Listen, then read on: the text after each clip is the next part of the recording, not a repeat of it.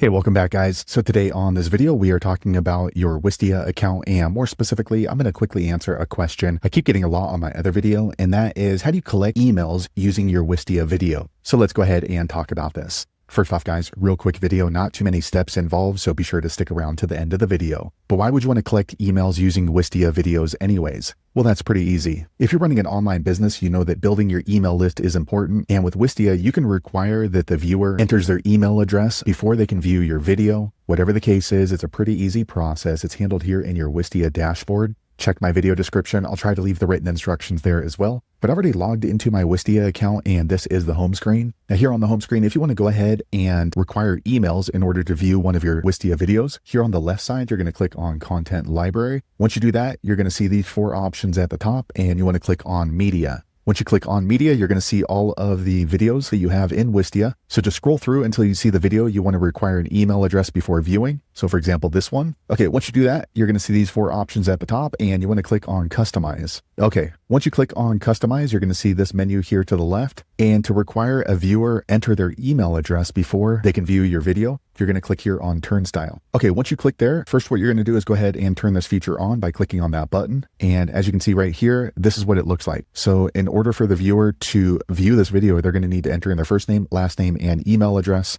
You can turn the first name and last name off if you want. So first what you want to do is go ahead and choose the type. Do you want pause, video, or overlay on hover? You can see the difference right here. One covers the whole video. One is just showing up on the left side. Here you can choose to ask for their first and last name, as you see right here. If you uncheck that, it's only going to ask for their email address. Here you can go ahead and enter the text you want them to see. Enter your email address or else. And then here you can go ahead and enter more text. So lower text is going to be something like, we use this to communicate our special deal. All right. And then here you can go ahead and write text on the button if you want. So see the best recipe. Okay, let me click up here, pause video. Okay, you can see here, see the best recipe. So that's kind of went off the button. So let's go ahead and delete this. Best recipe. And lastly, when do you want this to show up? So for example, if you don't want them to see any of the video, you're going to have it here at 0. But maybe you want to go ahead and give them a teaser. So you can maybe play this at the 10-second mark. So that way they can watch the first 10 seconds. And then after that, it's going to pause the video and then show this.